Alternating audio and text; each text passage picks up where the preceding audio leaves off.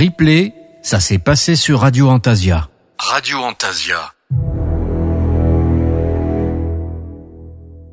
Retrouvez l'émission L'Observatoire en Scorpion avec Maggie de Demoiselle Étrange.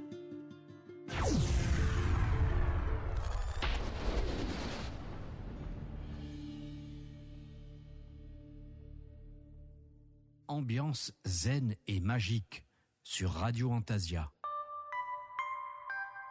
Bonsoir Kat. Allô, comment vas-tu? Ça va très bien, très fébrile de parler de ce sujet qu'est l'eau. Et toi? Oh, très beaucoup aussi. Il y en a tellement à dire. Je me demande même si en 2 heures, on va réussir à faire quelque chose de vraiment résumé. Oui, c'est ça. C'est même la raison pour laquelle t'es avec moi en première heure. Hein. On est venu à la conclusion que c'était un sujet, au final, assez costaud. Et donc, bienvenue, chères auditrices, chers auditeurs. Bienvenue à l'Observatoire en Scorpion. Oui, il est 23 heures chez vous en France. Il est 16 heures ici au Québec. Exceptionnellement, on a avancé l'heure voilà une semaine. Donc, nous sommes un peu déphasés avec vous. On se rapproche, en fait, de votre présent à vous. Hein, nous qui sommes maintenant seulement qu'à 5 heures dans le passé. Et donc, voilà, exceptionnellement, pour nous, il est 16 heures. Donc, en première heure, on va aborder, moi et Kat, on va aborder différentes facettes de l'élément eau. Et en deuxième heure, on va se tourner vers le chat parce qu'on trouve ça super important d'avoir un échange avec vous. On est en adaptation, comme l'eau, hein, Kat? Ouais.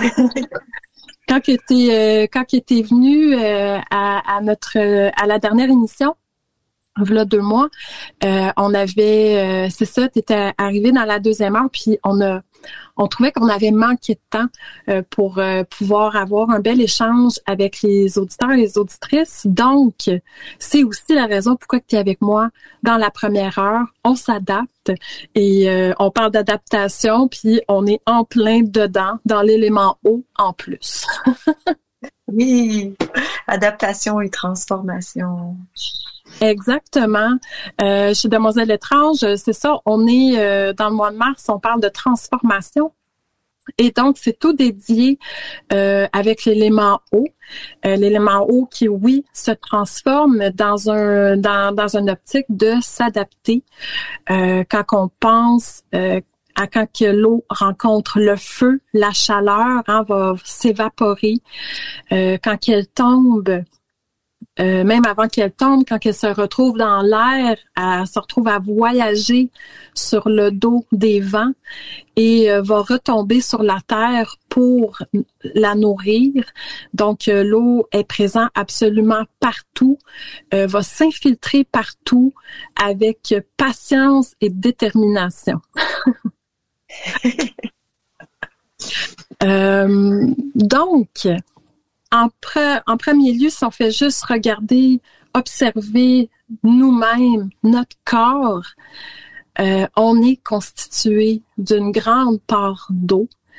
On est parsemé de fleuves, de rivières, de ruisseaux souterrains et donc on est carrément comme la terre à l'intérieur de nous.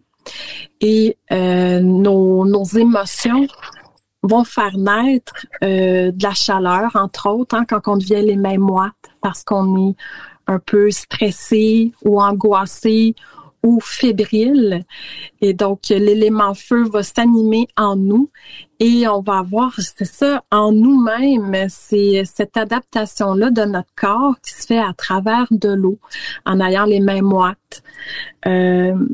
en allant à l'extérieur aussi, quand il fait froid, moi j'aime bien m'imaginer que c'est mes petites cellules à l'intérieur, puis l'eau qui commence à avoir froid. L'eau est confortable à une certaine température en nous. Et donc, toutes ces adaptations-là au niveau du corps, pour moi, ça a une grande partie. En grande partie, c'est la raison, c'est l'eau qui nous habite. N'hésite pas, Kat, si tu as des choses à rajouter. Oui. Je pourrais peut-être rajouter juste un petit quelque chose qui est vraiment intéressant, que je te parlais du livre de Masaru Emoto, là, Les messages cachés de l'eau. Parce que oui, on était fait à 70% d'eau, mais à l'état fœtus, on démarre la vie en étant constitué de 99% d'eau. Fait qu'à la naissance, nous sommes, on est à peu près à 90 de l'eau. Après ça, arrivé à l'âge adulte, le pourcentage baisse à 70, puis en vieillissant jusqu'à 50%. Wow! Ouais, c'est étonnant, hein? Oui. C'est comme le phénomène du vieillissement, en fait, qui se fait au travers de l'eau. Ouais. De l'eau qui nous habite.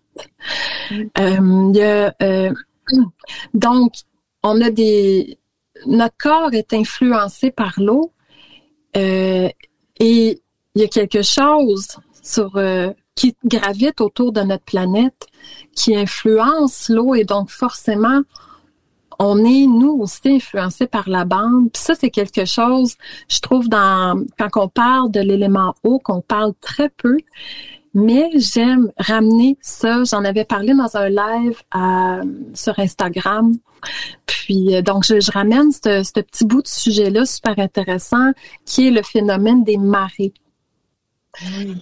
Parce que on s'aperçoit, quand on va lire un peu sur ce sujet-là, je vais juste aller chercher les informations parce que moi, ma mémoire me fait défaut assez facilement. Donc, justement, on vient de passer l'équinoxe, hein? Puis, il se trouve que les marées les plus fortes se retrouvent aux équinoxes parce que à ce moment-là, la conjonction, l'alignement entre la Lune et le Soleil, parce que même le Soleil a une influence légère sur les marées, mais en concordance avec la Lune. Mais c'est ça, il y a un alignement spécifique qui se fait aux équinoxes, qui fait que les marées sont beaucoup plus fortes à ce moment-là. Et donc, pour les personnes qui sont proches de l'élément eau, ou même si on l'est pas tant, mais qu'on se sent plus émotif dans ces moments-là d'équinoxe, de changement entre l'hiver et le printemps et l'été et l'automne, il y a une raison à ça, c'est que nous aussi, veut pas, on a une marée qui se fait en nous, beaucoup plus subtile, on s'entend, mais il y a quand même quelque chose qui bouge en nous, n'est-ce pas? Oh oui, parce que tu sais, je pense que j'ai déjà lu qu'il y a, pendant les équinoxes comme ça, l'eau, je pense, elle monte quasiment de 5 cm en hauteur vers la Lune quand la marée est haute. Fait que ça l'influence vraiment, vraiment beaucoup, là.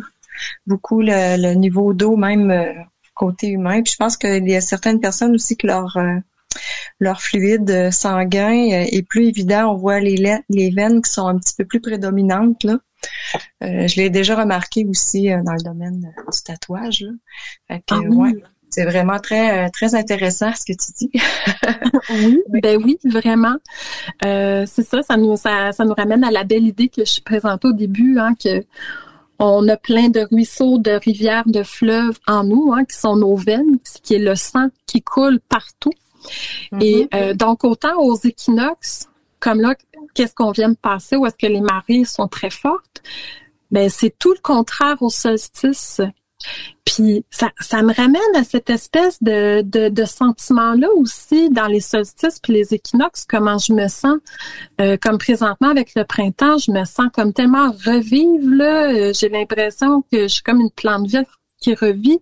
Et autant au solstice d'hiver, par exemple, où est-ce que je me sens vraiment comme écrasée en quelque part, à vouloir me tapir, à vouloir hiverner, eh bien ça, c'est au niveau des solstices, c'est le contraire. Les marées, c'est là qu'elles sont les moins fortes. C'est quasiment un calme plat. On va moins les voir sur les berges et tout ça. On va même appeler ça les mortes eaux. Où est-ce que ça bouge le moins. Donc, je trouve ça super intéressant à savoir. Donc, tu sais, oui, on a les solstices et les équinoxes qui n'empêchent pas que lors des pleines lunes puis des nouvelles lunes, il y a aussi des influences qui se font. Si je fais juste relire là les notes que j'ai prises, lors de la pleine lune et de la nouvelle lune, parce qu'il y a quelque chose par rapport à la nouvelle lune, c'est-à-dire lorsque la Terre, la Lune et le Soleil sont sensiblement dans le même axe, on va appeler ça. Il y a un mot qui est dédié à ce phénomène-là qui s'appelle la syzygie. L'influence des corps célestes s'additionne et les marées sont de plus grande amplitude. Donc, on a la pleine lune puis la nouvelle lune où est-ce que les marées sont aussi plus grandes. Fait qu'imagine quand en plus on arrive à un équinoxe puis qu'on arrive en concordance avec une pleine lune ou une nouvelle lune, c'est comme l'élément eau est ultra super fort à ce moment-là. Donc, si on veut faire, je sais pas, qu'est-ce que t'en penses toi, Kat? Est-ce que tu ferais des séances divinatoires? Je pense que je ferais peut-être plus ça. On aurait tendance à vouloir le faire en nouvelle lune, mais en même temps, la nouvelle lune aussi a fait beaucoup bouger les marées. Au niveau de la divination par l'eau, là, je parle. C'est toutes des questions à se reposer, je trouve. C'est des choses que j'avais pas nécessairement réfléchi par rapport à l'élément eau. Qu'est-ce que t'en penses, toi? Ben, je crois bien que oui, ça pourrait être une bonne parce que dans le fond, la divination, c'est plus, je trouve, de l'introspection aussi. Là, ça rejoint beaucoup l'état dans lequel tu es présentement. Donc, j'imagine que oui, en nouvelle lune, ça devrait être quand même assez convaincant. Mais avec une petite chandelle puis un bol d'eau là, puis tu t'arranges pour voir le reflet de la chandelle dans l'eau pour pouvoir méditer, partir en méditation pour pouvoir faire un petit peu de divination. Oui. Ouais.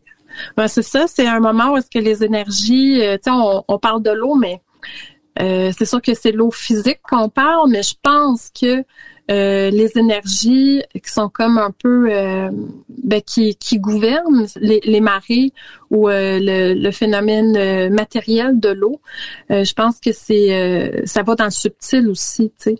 Donc oui, je trouve ça favorable aussi à faire ou même pour les personnes qui habitent près d'un point d'eau. Tout ce qui est magie reliée à l'eau, je pense que c'est vraiment des moments opportuns. Donc, on n'a pas... puis ça nous explique un petit peu aussi le sens de les faire à ces moments-là. Tu sais, c'est pas juste une tradition orale. Il y a vraiment un phénomène physique qui se fait, qui explique. Parce que l'eau, l'eau porte des mémoires. Hein? On parlait, quand je parlais tantôt de son phénomène d'adaptation et de se promener partout sur la Terre. Mais pourquoi qu'on dit qu'elle a une mémoire? C'est parce que l'eau a toujours été là et qu'elle voyage dans tous les plans depuis des milliers d'années. Ce qui fait que l'eau que je porte en moi, qui est dans mes cellules, a été portée par d'autres vivants, a traversé tous les océans, a traversé un nombre incalculable d'êtres vivants, est allé jusque dans l'atmosphère pour en revenir tellement de fois. Donc, quand on parle de mémoire de l'eau, on aime ça parler du côté ancestral, mais c'est au-delà, je pense, de l'ancestral, tu sais. Mm-hmm. Oui, parce que c'est un cycle continu, tu sais, avec le solide, l'état solide, l'état liquide, l'état gazeux, ça circule. Puis j'ai même eu la chance de tomber sur une information qui dit au cours d'une période de 100 ans, une molécule passe 99 années dans l'océan, plus de 20 mois sous forme de glace, de 2 semaines dans les lacs et rivières et moins d'1 semaine dans l'atmosphère. Puis là, on parle pas de l'être humain là dans lequel l'eau. Fait que c'est vraiment intéressant là, tu sais, de pouvoir constater que oui, ancestral, mais on est aussi, faut qu'elle circule dans notre corps, l'eau, tu sais, elle peut pas rester stagnante, là, faut que ça bouge, parce que c'est là qu'on devient un petit peu plus avec un malaise quand que ça circule pas, donc il faut la faire circuler d'une façon ou d'une autre, là. Ouais, elle en a besoin. Ouais, puis elle aussi, elle reflète beaucoup les vibrations extérieures, tu sais, quand on voit on lance une roche dans l'eau, puis que ça fait un halo, là, je me souviens plus du nom de ça. Toi, tu me l'as mentionné hier. Hein? Oui, je te parlais des cercles concentriques. Ouais, c'est ça. Ben, étant donné qu'on est constitué à plus de 70% d'eau, ben imagine les vibrations quand on les reçoit, ça vibre partout dans le corps, là, tu sais. Fait que c'est ce que j'en déduis, voilà, avec ça, je trouve ça vraiment intéressant. Exactement, parce que autant, je pense que ce que tu parles justement au niveau des cercles concentriques, puis ben parlons-en, vu qu'on aborde le sujet, c'est un phénomène qu'on peut... l'eau nous permet d'observer, hein, de constater qu'il y a vraiment, quand que je fais une action, qu'il y a une vibration qui se fait autour, peu importe qu'est-ce que je fais. Et donc, c'est comme la manifestation visuelle, matérielle, qui peut nous porter à croire que dans d'autres plans qu'on voit pas, que ça se passe comme ça aussi. Hein? On peut parler de la portée de nos paroles. Juste aussi, quand on entre dans admettons là que je m'en vais à la bibliothèque ou à l'épicerie, que je rentre, puis j'étais en train de faire mon épicerie, puis que tu sais, quelqu'un qui est fâché, qui va rentrer, qui va passer proche, on le ressent. Tu sais, la personne dans ses gestes, dans sa manière, elle a rien dit, elle m'a pas regardé, on se connaît pas, mais on le ressent. Tu sais, qu'il y a comme une énergie autour de cette personne-là on est comme, OK, ça c'est comme, tu sais, je dirais pas bonjour à cette personne-là, là, clairement, ça ne tente pas d'être là, tu sais.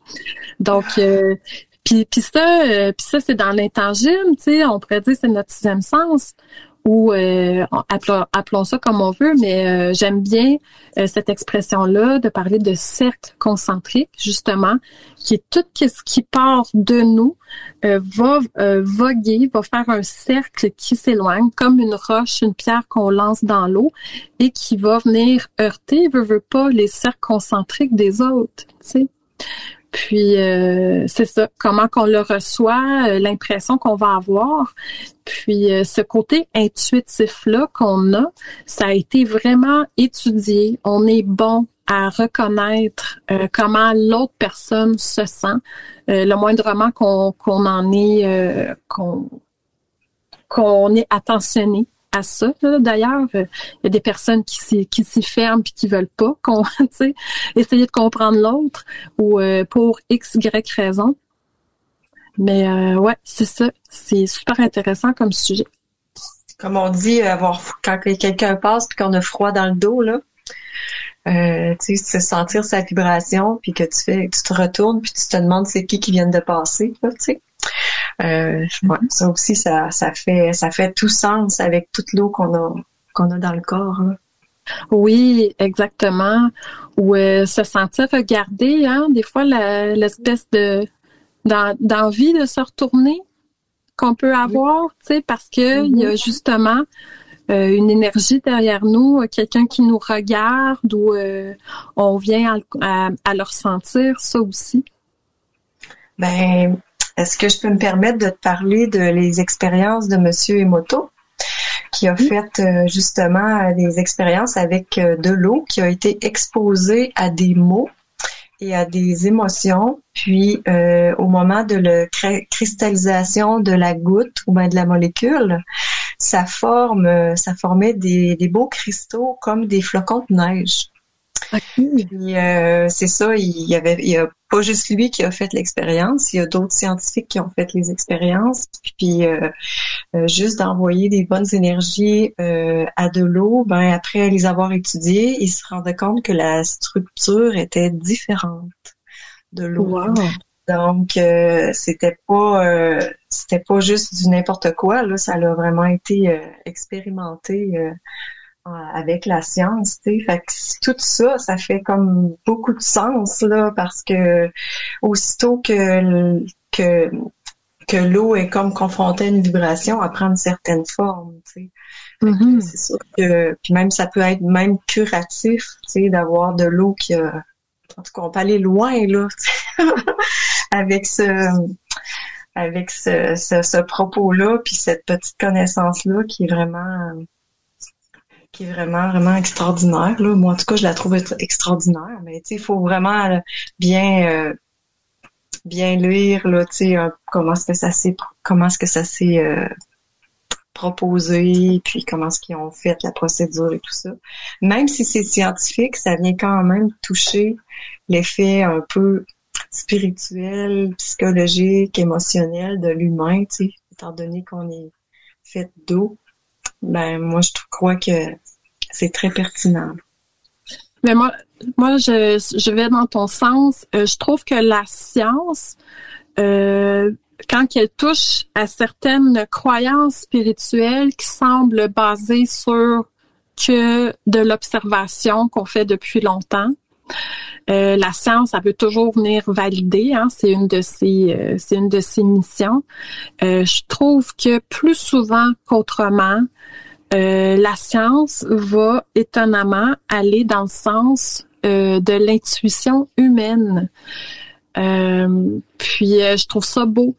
Donc, des fois, on peut être un peu contre la science, mais ça dépend de quelle science qu'on parle parce que c'est large, tu sais. La science des machines pour faire, pour faire des petits bonhommes, tu sais, ça c'est une chose, tu sais, la technologie, ce genre de choses-là, mais la science qui va venir justement observer l'humain, observer ses interactions, bien souvent, je trouve, elle vient confirmer des impressions humaines ou des habitudes qu'on a, tu sais, ça va juste venir confirmer certaines choses, ou des fois, elle sera pas capable de le confirmer à 100%, mais les résultats, je trouve, sont quand même parlants.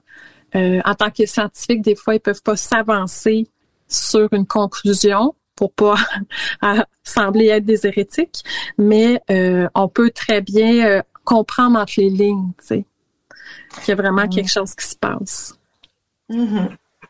Puis, tu sais, en parlant justement de la science, tu sais, étant donné que c'est quand même l'humain qui s'y intéresse, comme tu parles, tu sais, comment je vais dire ça, l'espèce de bande magnétique que l'eau est supposée être, comme, tu sais, elle attire aussi vers elle, puis elle s'imprègne des mémoires, comme tu parlais tantôt. Mm-hmm. Ben, ça l'enregistre ce qui l'entoure. Donc, tu sais, les molécules s'agrippent entre elles, ils font comme une petite boule, puis c'est similaire aux cellules du cerveau, tu sais. Fait que pour être capable de faire une différence, puis essayer de l'expliquer aux gens, on a comme pas le choix aussi d'aller vers la science, tu sais, pour exprimer un peu, puis qu'on se fasse une idée puis une image de ce que ça représente l'eau, puis quelle est sa structure. Fait que je trouve ça le fun parce qu'en plus, tu sais, on peut rentrer avec la structure du système nerveux qui réagit à toutes les irritations. Ben l'eau, elle fait pareil. Tu sais, fait que je trouve ça intéressant d'y mettre une part de science avec une part de bon sens. Oui. Tu me parles de ça, puis ça me fait penser parce que, hier soir, c'était vendredi, puis je me suis mis un petit documentaire, puis je trouve que ce qui parlait dans le documentaire, je voyais pas de lien avec ce qu'on allait parler aujourd'hui, mais avec qu'est-ce que tu me dis, ça nous fait penser. C'est ça, en fait, le documentaire, c'est sur les personnes en fin de vie. Ils ont suivi 5 personnes c'est ça, qu'il y a des personnes qui ont des maladies incurables, qui sont pratiquement en soins palliatifs. Il y en a qui veulent pas l'avoir, il y en a qui oui.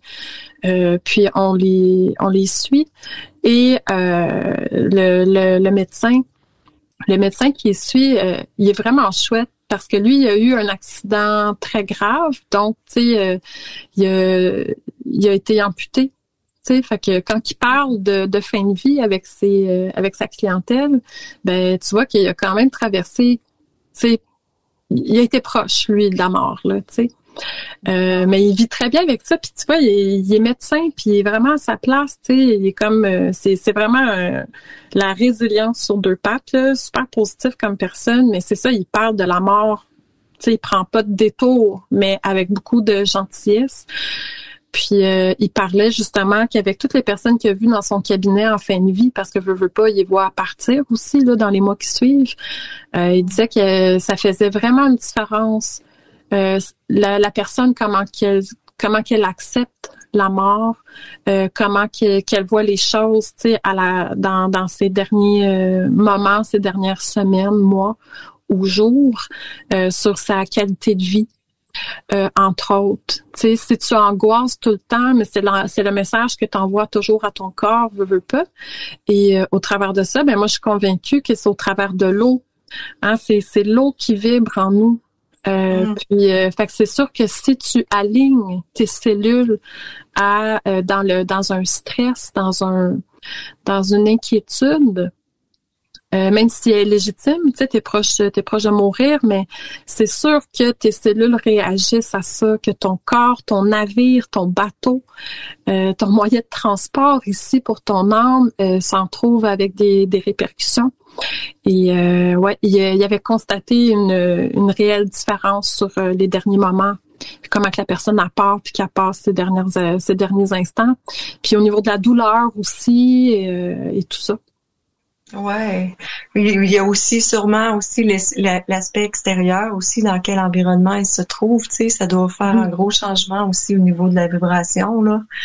C'est si la personne a vit avec un stress constant autour d'elle en plus, c'est sûr qu'en fin de vie on est comme, je crois qu'on est porté à avoir plus de tranquillité, plus de calme, moins de perturbations, tu sais, parce qu'on veut être serein aussi, instinctivement, tu sais, on veut vibrer dans la bonne direction, de pas être en contradiction avec ce qui se passe réellement, tu sais. Fait que oui, je trouve que de toute façon l'eau elle a une mémoire gigantesque là, elle peut emmagasiner, recevoir puis mémoriser des empreintes extérieures autant qu'intérieures, tu sais. Puis tout ce qu'elle mémorise dans son espace, dans son environnement proche, tu sais, toutes les substances qui rentrent en contact avec elle, ben il laisse une trace.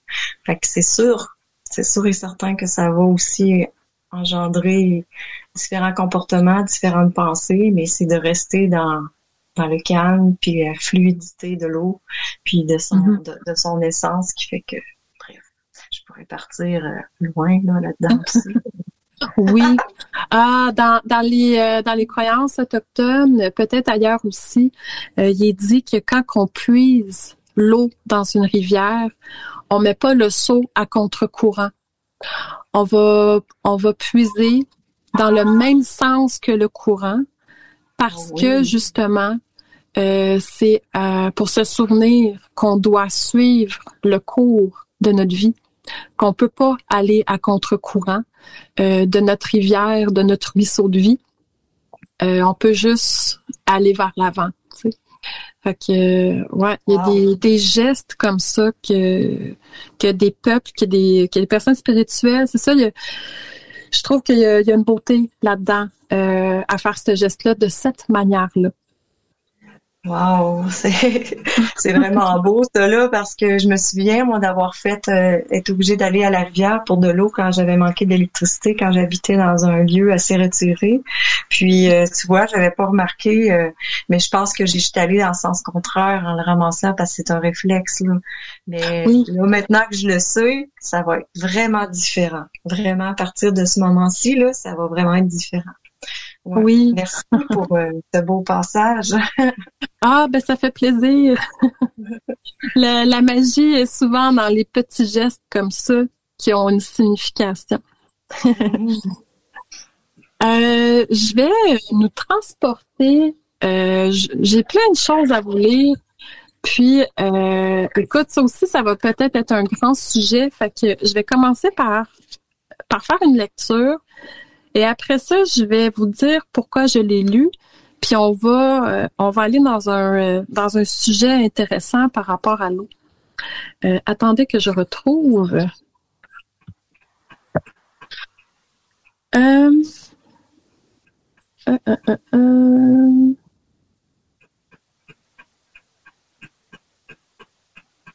Alors,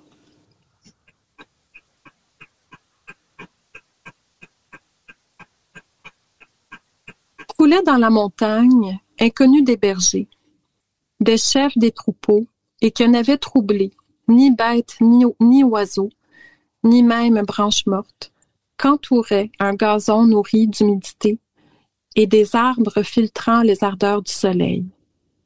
Là, le garçon, las de chasser, mort de chaleur, s'étant couché, charmé par la source et le site, veut apaiser sa soif, mais en s'en être une autre, tandis qu'il boit, s'éprend de l'image qu'il voit, aime un espoir sans corps, pour un corps prend de l'onde, s'extasie à soi-même et face à soi demeure, pétrifié, vraie statue de marbre de Paros.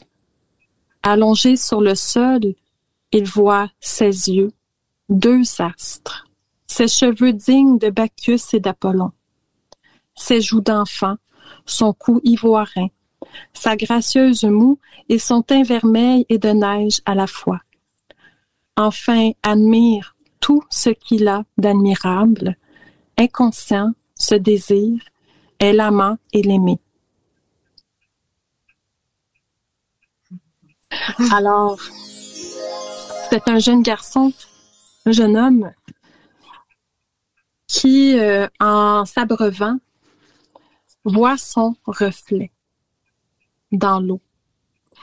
C'était jamais vu avant. J'aime beaucoup le fait qu'Ovide parle de ses yeux comme de deux astres. Parce que selon les anciennes croyances, l'eau reflète le ciel. Et donc, tout ce que tu demandes à l'eau, tout ce que tu donnes comme offrande à l'eau, se retrouve au ciel près des dieux, des déesses, des mythes. Ce que je viens de vous lire, c'est Narcisse, quand il se voit. Je voulais pas vous le dire avant parce que bien souvent, les gens n'ont pas lu Narcisse, l'histoire de Narcisse, et donc on se le fait juste raconter brièvement d'où provient le mot narcissique. Mais il y a des interprétations beaucoup plus profondes et belles qui existent aussi et qu'on parle moins. Donc, dans ce cas-ci, Narcisse tombe amoureux de lui, mais pas de lui. Lui, c'est son reflet en même temps. C'est ce qu'il voit dans ses yeux. C'est son âme, c'est son esprit. C'est son côté astral, hein, vu que c'est son reflet et que veut pas le reflet, c'est le reflet de l'eau qui reflète les astres et qui est relié, c'est ça, aux dieux et aux déesses. Il se voyait pertinemment à travers le ciel. Ben oui. Au travers de ça, c'est sûr que quand on lit la suite de l'histoire, il y a un côté très amoureux. C'est la première fois qu'il tombe amoureux, en fait. Puis on peut trouver ça un peu ingrat. Mais en même temps, c'est quand on se penche sur l'histoire de Narcisse, c'est quelqu'un qui a toujours été solitaire, tu sais. Donc, puis qui s'était jamais vu aussi auparavant. Sa mère, en fait, elle reçoit une prophétie comme de quoi que si jamais il se voit, qu'il va mourir. Donc, elle veut pas qu'il meure, tu sais. Mais à un moment donné, tu peux pas empêcher, tu sais, les miroirs, ça n'existait pas pendant très longtemps. Et la seule manière qu'on pouvait se voir, mais c'était dans l'eau.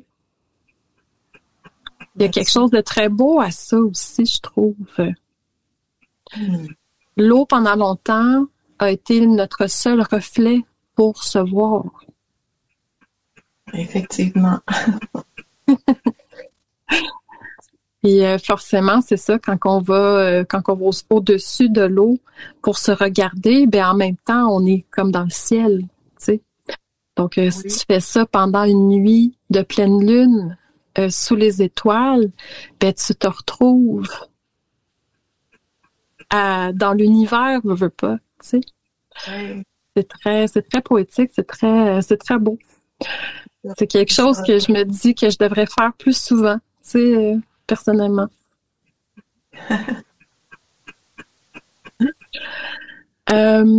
Donc, reflet. Et au travers de ça, on commence à parler de mythes. Il y a les constellations qui sont reflétées, puis les constellations qui sont souvent reliées à des dieux et des déesses aussi. Puis là, il y a plein d'histoires par rapport à ça. Mais on va rester sur l'eau. Je vais vous amener vers l'art naval. Les marins.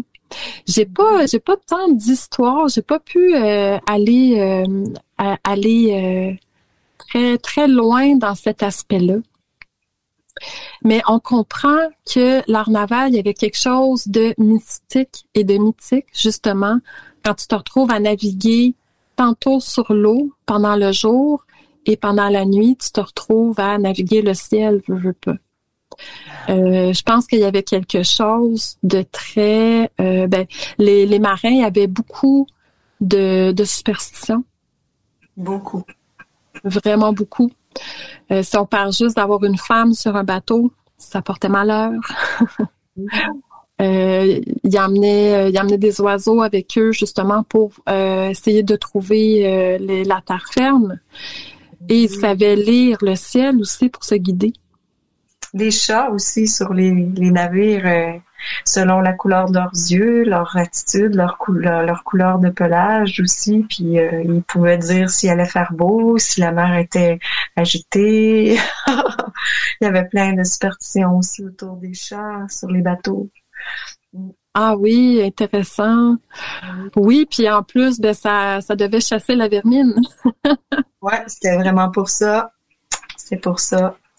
Mais c'est grâce à l'eau, par contre, que ces félins-là, qui étaient très appréciés, exemple par les Égyptiens, qui ont été transportés d'une mer à l'autre, puis d'un continent à l'autre. C'est pour ça, c'est grâce aux navires qui flottaient sur l'eau et puis qui se rendaient à des destinations X que de toute façon aussi, on a toutes nos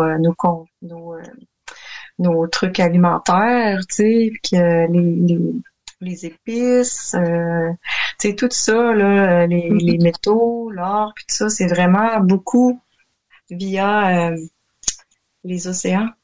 Oui, exactement. Ça a été un moyen de transport super important, qu'il est encore aujourd'hui, mais qu'on n'entend plus tant parler.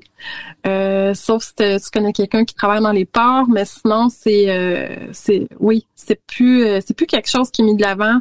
C'est plus un métier qui a quelque chose de spécial, de mystique un peu, tu sais. Ouais. Au travers de ça, on parle d'art naval, mais puis c'est ça, il y a les mythes et tout ça. On sait si on parle d'animaux et de créatures marines, on va parler des sirènes, On peut parler, au niveau du saumon, il y a beaucoup d'histoires au niveau des Autochtones qui honorent le saumon. C'est un poisson qui est super important. Je pense aussi en Scandinavie, ça a été un poisson, ça, puis la morue. C'est des poissons très importants et intéressants à connaître. On a l'esturgeon qui est comme un peu un dinosaure quand on le voit, qui est vraiment spécial, qui a même ses écales, c'est comme des os. J'en ai un ici que je m'étais fait donner par un monsieur qui travaillait l'esturgeon. C'est très impressionnant. Juste les baleines, les pieuvres, même les pieuvres géantes.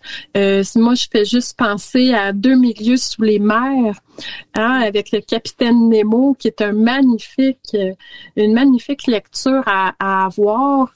Je suis en train de lire une autre histoire de Jules Verne à mon garçon le soir quand il se couche, mais après ça, on s'attaque à 20 000 lieues sous les mers parce que il y a 10 ans, puis il lit très bien, puis je disais, mon petit Marius, faut vraiment que tu lises ça, tu vas capoter. Mais je pense qu'on va le lire ensemble. Il y a un petit retour. Hein? Un petit retour dans les histoires de 20 000 lieues sous les mers. Oui, ben oui. Puis la tortue aussi. Au niveau des croyances autochtones, le premier humain qui est arrivé ici sur Terre, sur notre planète, elle s'appelle Sky Woman, c'est une femme. Et quand elle est arrivée, elle savait pas nager.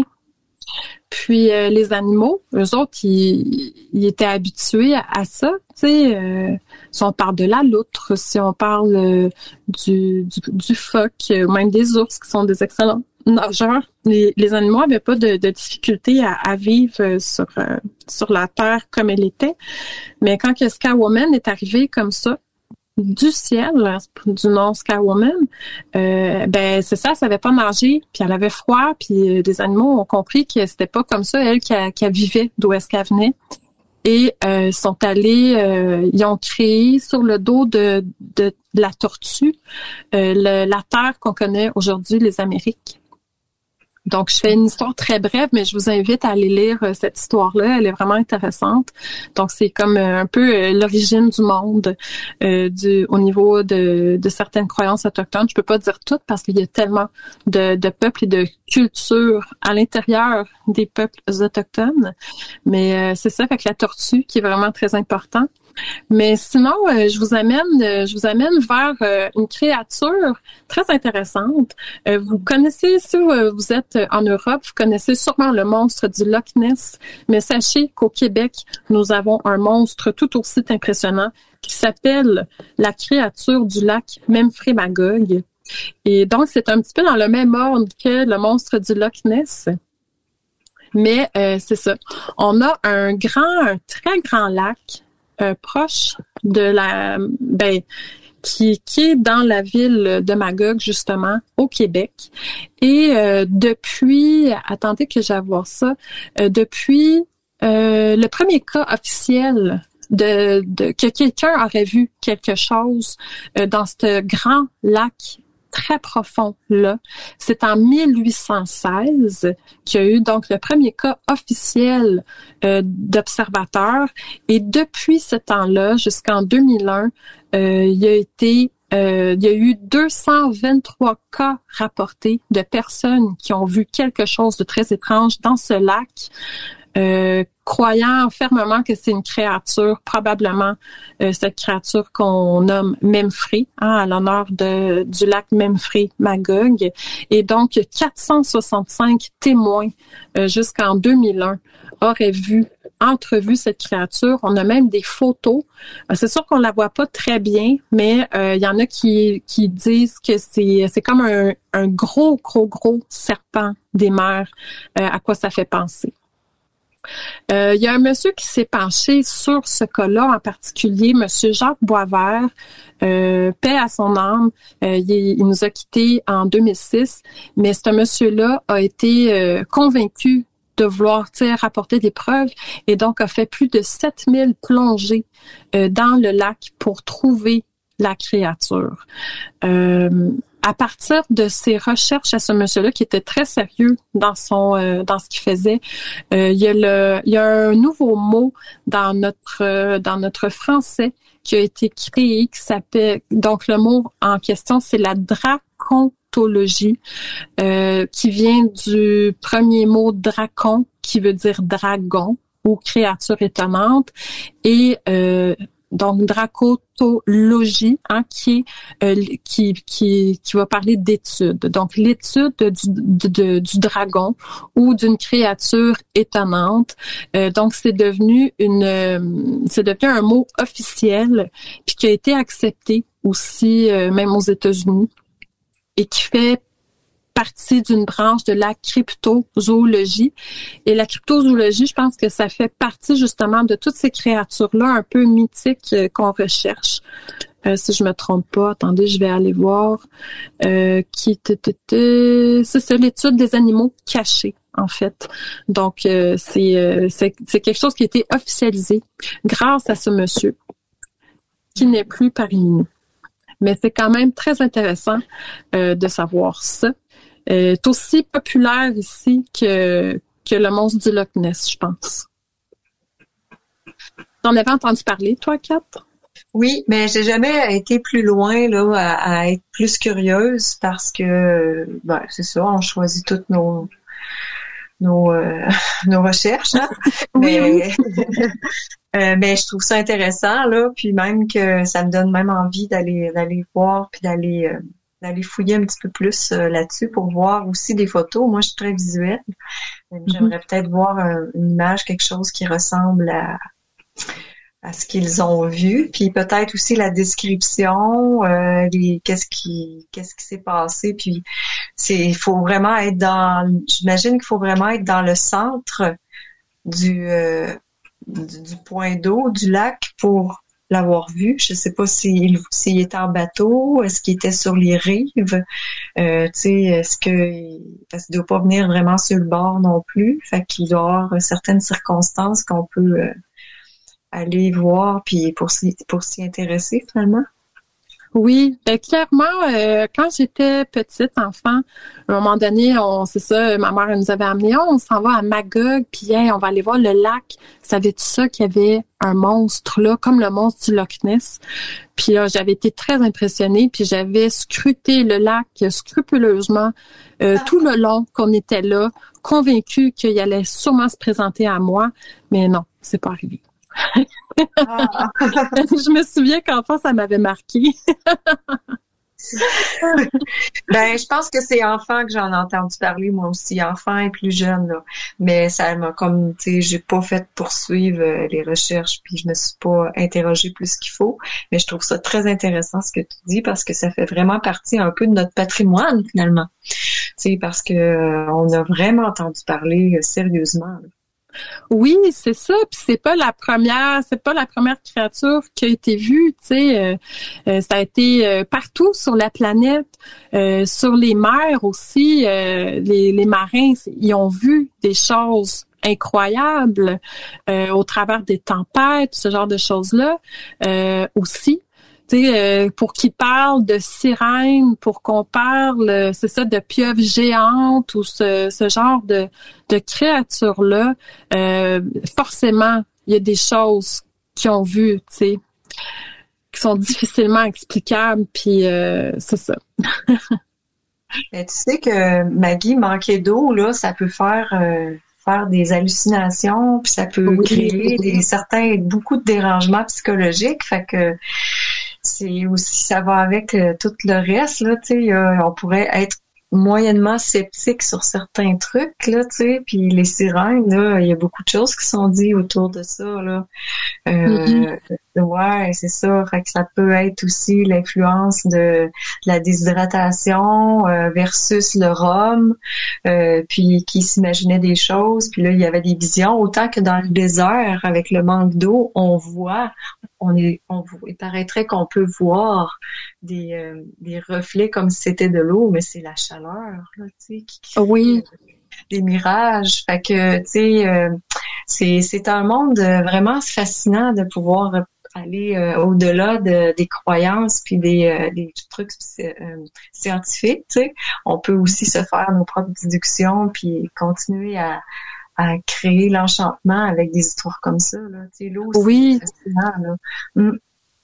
Puis ce que tu dis, c'est intéressant parce qu'on peut se retrouver sur l'eau, mais un peu comme dans le film Un monde sans terre, quand que tu pars avec ton bateau sur de l'eau salée, tu espères avoir assez de liquide, tu sais, pour boire, parce que tu peux pas boire l'eau salée.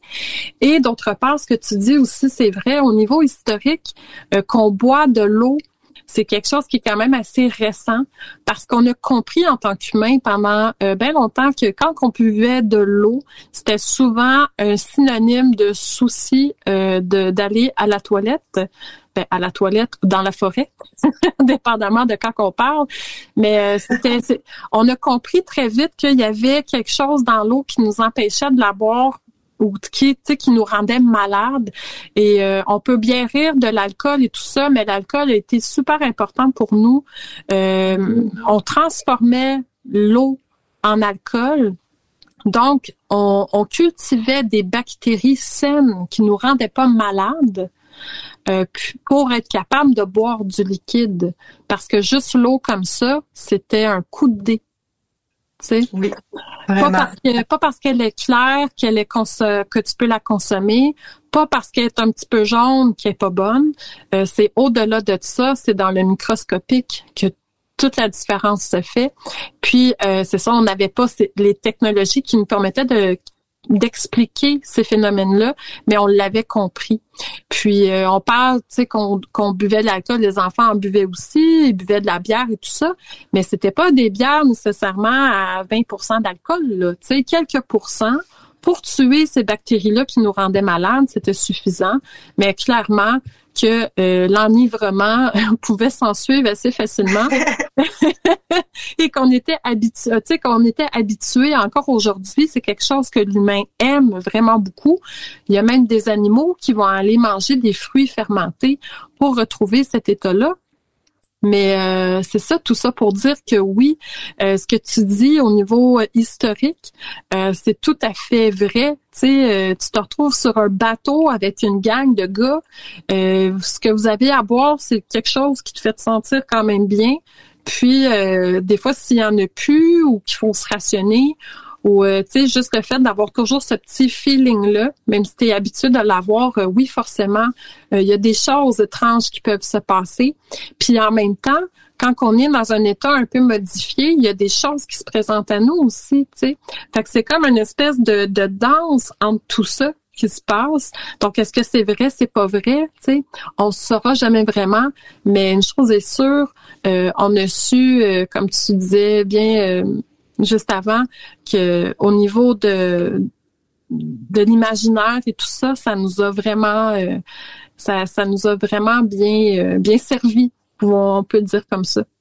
Ah oui, puis c'est le fun que t'en parles parce que tu sais l'alcool justement, tu sais l'eau de vie là qu'on dit tant là que c'est de l'eau de vie justement ben en étant transformé en alcool, ben justement, tu sais, ça tue les bactéries, les microbes et tout ça. Donc, ils pouvaient boire un petit peu plus, mais c'est ça rendait dans un état second.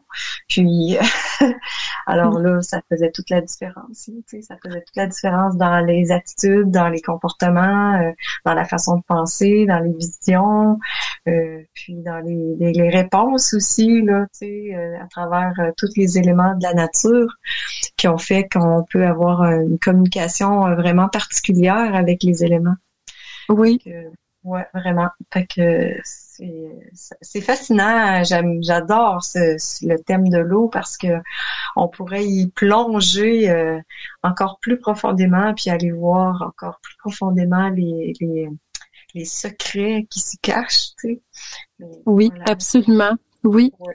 Puis, tu parles de cacher, justement. Hein, si on fait juste parler de qu'est-ce qu'on peut mettre dans l'eau pour l'influencer, si on pourrait dire ainsi, ou la faire, la modifier. Hein, on pourrait, si on fait juste parler, exemple de... Attends une minute. Ben, des tisanes, par exemple. Tu sais, là, on parlait d'alcool, mais on a les tisanes aussi. Ce fameux café que j'adore boire quelques reprises par jour. On peut aller aussi vers les teintures. Justement, la semaine passée, dans le groupe privé de Naturoculte, t'en parlais un peu dans un objectif de transformation, mais tout ça est clairement très intimement relié à l'eau. Tu veux-tu en parler un petit peu? Ben, l'eau, premièrement, c'est un très grand solvant. Donc, c'est sûr que ça peut soutirer beaucoup de matière, puis ça peut aussi extrapoler des couleurs, des pigments, des petites molécules, puis ça fait aussi voyager tout ça au travers d'eau. Tu sais, ça transmet l'eau, hein? Ça transporte, ça transmet, ça fait véhiculer. Puis, j'ai fait quelques tests, puis il y a des choses que je faisais, que j'ai toujours faites depuis longtemps, c'est bien de teindre des petits morceaux de tissu. Tu sais, j'ai tendu, c'est la vieille chemise de lin coton à mon chum que j'ai découpée en morceaux. Oh. On récupère. Oui. Puis c'est ça, moi je fais mes petits sachets talismaniques avec ça, ou bien j'enveloppe mes pierres, mes souhaits. Puis c'est important que pendant que je fais la transformation du tissu avec la coloration et puis la magie des couleurs, c'est important aussi d'y aller avec intention, parce qu'on sait très bien que l'eau absorbe et enregistre aussi les intentions, les mémoires. En tout cas, moi, j'y crois. C'est de voir à quel point chacun a ses croyances à propos de l'eau et puis de sa solvabilité, qu'on dit. Oui. Parce que, tu sais, l'eau, au moins, dans un micron, je pense que c'est 440 000 tables d'informations. Fait que chaque table enregistre une interaction avec son environnement. Fait que le fait de faire ça dans une intention particulière, c'est encore plus puissant dans l'éther et dans le senti, si on peut dire. Fait que oui, je trouvais ça important dans la transformation d'inclure l'eau. Puis je dois te dire, être bien honnête avec toi, je l'ai faite un petit peu inconsciemment, mais j'y voyais tout son sens en le faisant, là. C'est sûr que ça a tout son sens. L'eau est particulièrement magique, tu sais. En plus, elle pouvait être un petit peu évaporée, donc j'ai comme respiré un peu les vapeurs de ça. Fait que oui. ça fait du sens en tout cas. Mais oui, la transformation cette semaine, c'était avec les couleurs. Oui. Tu vois, je suis passionnée du textile, puis c'est une des choses que je trouve super importante et profonde dans le textile, c'est de transmettre les couleurs sur les tissus, sur les fils que je fais. Et en juin passé, je suis allée rencontrer un maître en shibori. Le shibori, c'est l'art japonais de teindre des tissus blancs avec l'indigo, mais avec la manière que tu vas plier les tissus ou faire des coutures dessus, ça va faire ressortir des symétries, des vagues différentes. C'est tout un art que le shibori. Je vous invite à aller fouiller un petit peu là-dessus. Puis donc, j'ai rencontré un maître shibori, puis qui était venu à Montréal du Japon pour donner des ateliers. Donc, 2 fins de semaine de suite, je suis allée apprendre de lui. Et donc, il avait fallu qu'il fasse une cuve d'indigo. Puis juste de parler de comment faire la cuve, l'indigo, c'est une plante, c'est une des seules plantes. En fait, t'as 2 plantes, 2 familles de plantes qui font du bleu qui va rester. Mais ça sonne chez toi. Ouais, mais ça me fait penser qu'il est déjà 22 heures, puis qu'on pourrait peut-être aller à notre pause, justement, pause musique, puis on continuera d'en parler après. Donc, ça te convient, Kat? Ben oui. Oui, parfait. Donc, la première pièce, ce sera Riverside par Agnès Obel. La deuxième pièce qui va jouer pour vous ce soir que je vous ai choisi, c'est Ocean de Goldfrapp et Dave Gahan. Dave Gahan qui est le chanteur de Dépêche Mode. Alors, on se retrouve après ces deux pièces de musique. Replay, ça s'est passé sur Radio Antasia. Radio Antasia. Ah, je me délecte du chat. Vous êtes tellement intéressant à lire. Je suis en train de prendre des notes. Kat est partie chercher quelque chose qu'elle va nous présenter. Bon, c'est sûr, elle peut pas nous montrer les images, mais vous pouvez certainement aller regarder un peu sur les internets. Je vous vois échanger, mettre des liens, donc c'est super intéressant. Donc, merci. Merci d'être là. Ça fait plaisir pour les découvertes musicales. C'est toujours une joie pour moi de m'appliquer à trouver des pièces qui sont de circonstances, qui m'interpellent, qui ont un petit côté émotif aussi, en tout cas pour moi, qui me touche. Donc, si ça vous a fait plaisir, c'est tant mieux. Donc, bon retour. Kat, est-ce que tu es revenue? Ben oui, je suis là. Je lis aussi. Je suis en train de recommencer à lire dans le chat. Puis oui, c'est vraiment drôle, c'est intéressant. Puis là, je voyais, si je peux me permettre, mais oui.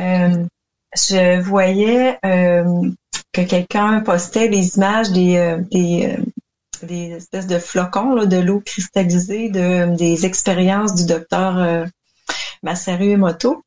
Puis c'est bien ça. C'est vraiment étonnant, hein? C'est le fun de voir à quel point les vibrations peuvent prendre différentes formes. Puis, étant donné que je suis tombée en amour avec ce livre, puis je pense que je l'ai lu 2 fois, je vais m'y remettre parce que les circonstances me donnent le coup de le relire. J'ai aussi je sais pas s'il est encore disponible par contre, là. Tu sais, là, je peux vous partager, c'est un oracle des cristaux d'eau. Ça se trouve être justement de Masaru Emoto, puis c'est fait par l'éditeur Guy Trédaniel. C'est un oracle avec les images des cristaux d'eau avec les mots.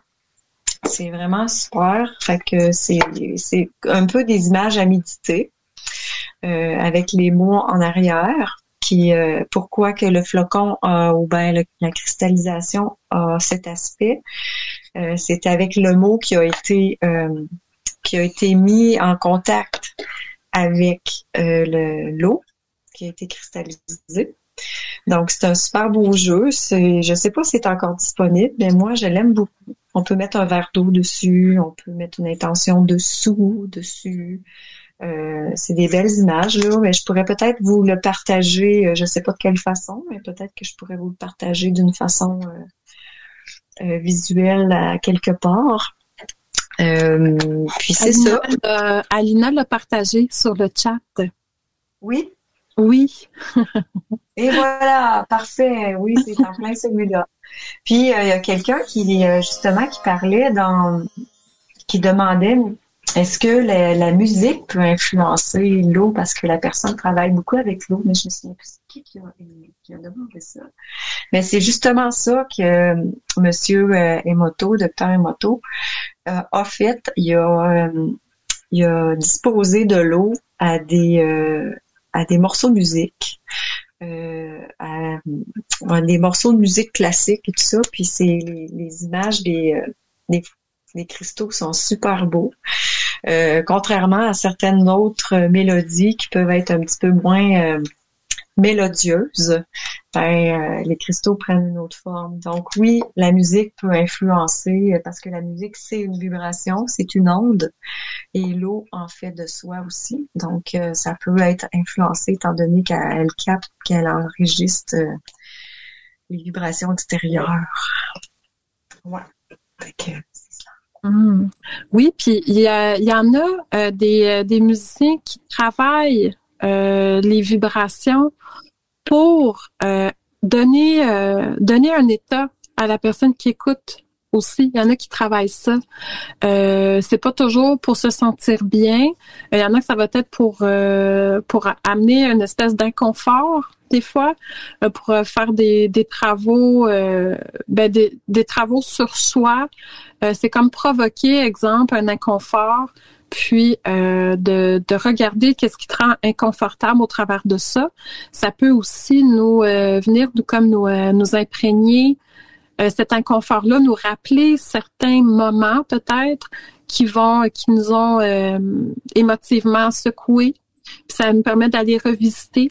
Fait que t'as ce côté-là un petit peu plus trash, on pourrait dire, un peu plus dur, de travailler ses émotions, ou tu peux aussi, là, souvent il y en a qui parlent des hertz, je pense, sur, tu sais, certaines vibrations qui vont t'amener à être plus positif, qui vont il y a un terme pour ça, là, mais c'est comme ça augmente ton taux vibratoire d'une manière positive pour te sentir bien. C'est les hertz. Oui.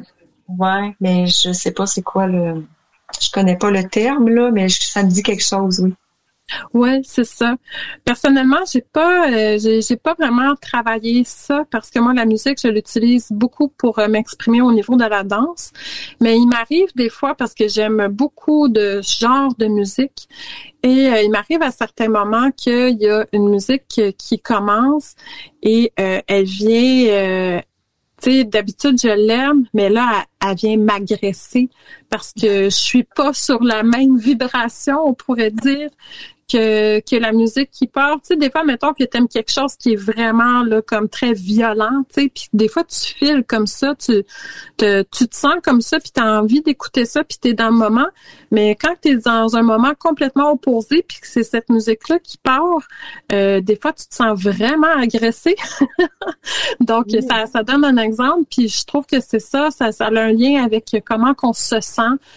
On pourrait parler de taux vibratoire, pourquoi pas, à l'intérieur de nous. Donc, quand on se retrouve en dissonance, forcément, on va vouloir arrêter cette musique-là et faire un choix autre. Puis, je pense que on parle de ça en tant que musique, mais il y a ça aussi en tant que relation interpersonnelle. Hein? On parlait des cercles concentriques tantôt, mais dans une communication avec les gens autour de nous, mais il y a ça aussi, être en accord ou en désaccord. Hein? Ça a quelque chose de... Quand on s'arrête au mot, hein, ça a quelque chose de musical, en fait. Puis ça va venir percuter nos vibrations. Les vibrations qui sont aussi très... mais c'est ça, on parle de vibrations dans l'eau, mais ça traverse l'air aussi, veut pas. Donc, on va pas trop aborder l'élément air, mais de toute façon, tout s'interrelie au travers de ça. Donc, parce que c'est ça, les vibrations sont portées par tous les systèmes de transport qu'elle peut. Et je trouve que c'est ça, les deux majeurs, c'est l'eau. Puis c'est l'air qui va être vraiment plus voyageuse et l'eau qui va se faire transporter, mais qui nous habite, donc qui va recevoir, veut pas. Ouais.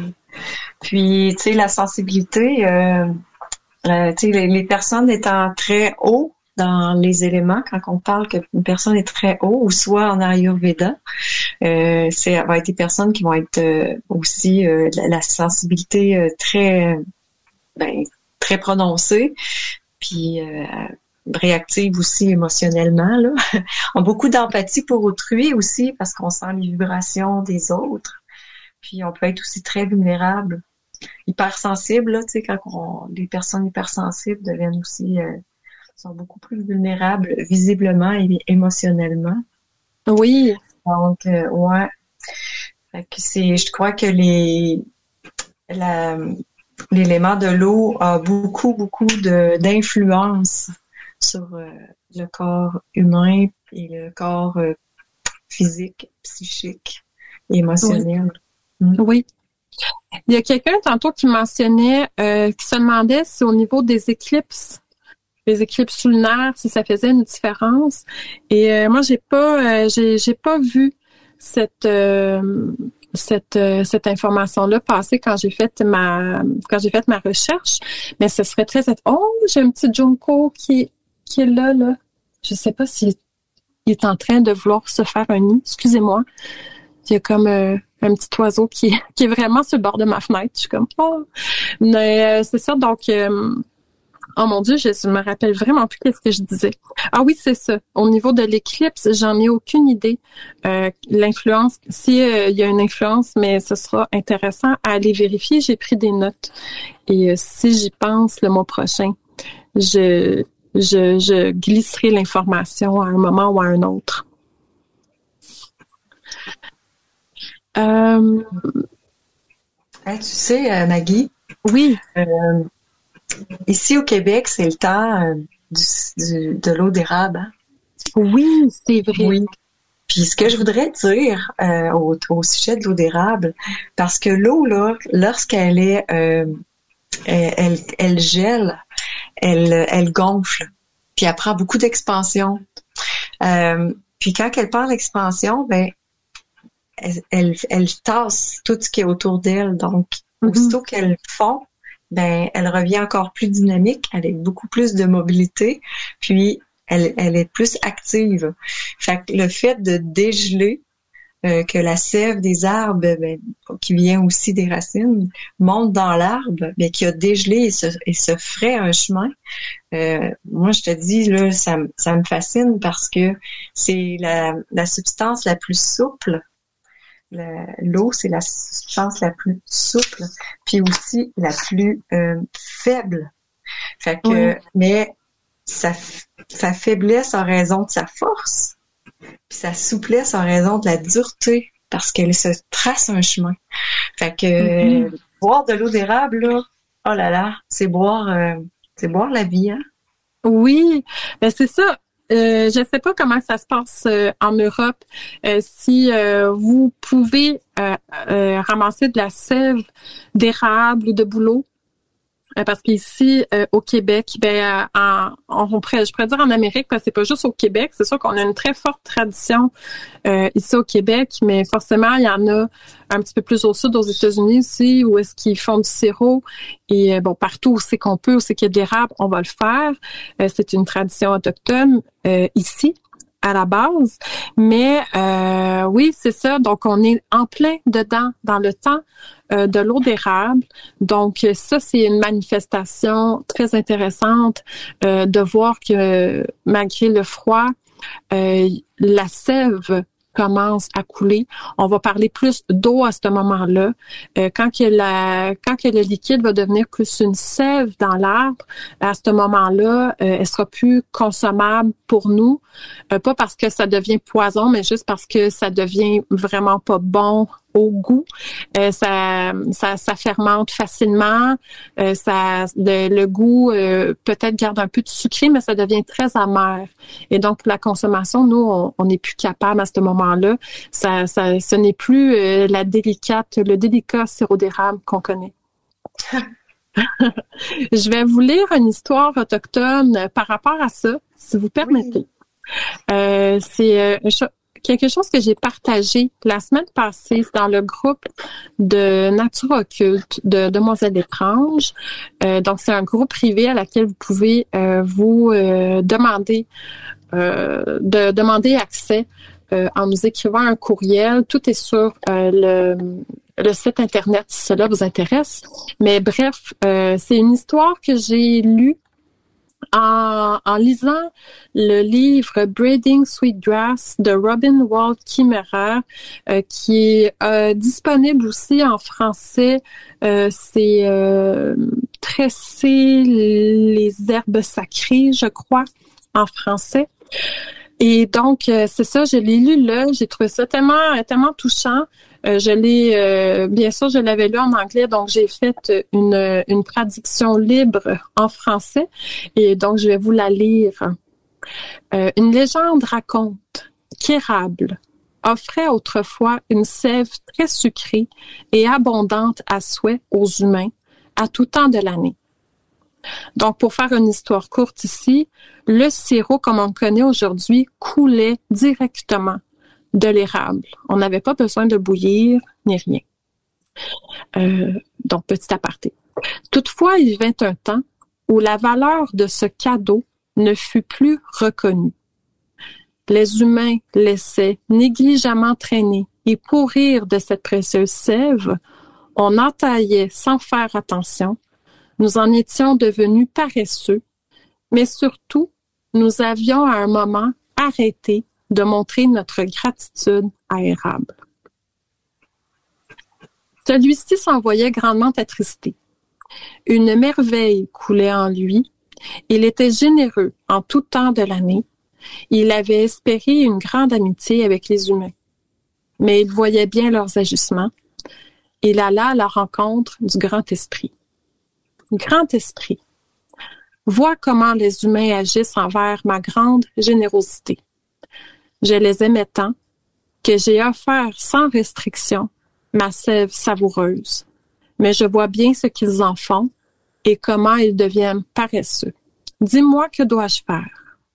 Et le Grand Esprit lui dit, pour ainsi avoir manqué de respect envers toi et ce cadeau que tu leur as offert, ils devront travailler d'arrache-pied pendant 1 lune par année seulement, afin d'espérer avoir un peu de ta sève. De même, je la mélange dès à présent avec beaucoup d'eau. Ainsi, ils devront observer longuement ta sève et savoir quand elle sera aussi savoureuse qu'avant. Ainsi, ils se souviendront de ce temps où ils n'ont pas fait attention à toi, et ainsi ils seront plus respectueux à ton égard.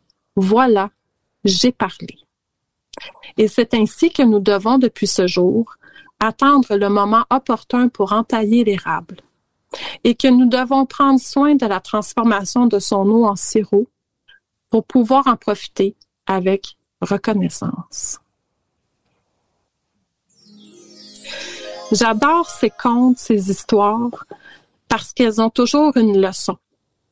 Et je trouve que c'est une manière importante, c'est une manière intéressante de nous rappeler justement ces leçons-là, de se les faire raconter d'une manière neutre, qui fait juste que par la suite, on s'en rappelle quand il y a quelque chose qui se présente à nous qui a un lien avec une histoire comme ça qu'on s'est fait raconter.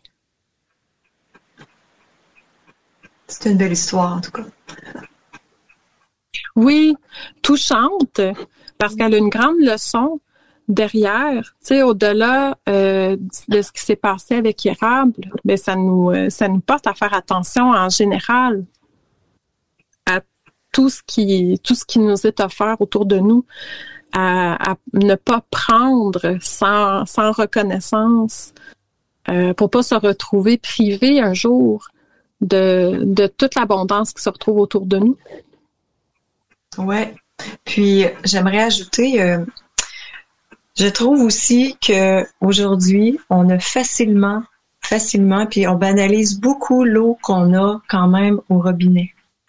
Parce que on pourra en dire ce qu'on voudra, mais aujourd'hui, on est très chanceux de pas être obligé d'aller la puiser, de se battre pour en avoir, parce que de l'eau, c'est aussi des sources de conflits dans certaines places dans le monde. Puis, c'est aussi une source de pas de maladie, mais je veux dire, les personnes qui en manquent, là, qui n'ont pas accès à l'eau, il faut qu'ils fassent des kilomètres pour aller en chercher. Puis nous, ici, on a facilement l'eau qui est au robinet. Je suis très consciente qu'elle voyage dans des tuyaux, qu'elle est traitée, et qu'elle a subi plusieurs agressions, mais elle est quand même potable et on peut s'en abreuver, juste à la laisser reposer au mieux dans un pichet et pas la consommer tout de suite si on veut qu'elle s'évapore de certaines substances qu'on n'est pas d'accord. Mais ça a sauvé des vies, le traitement de l'eau. Oui. Autrefois, là, on consommait de l'eau stagnante.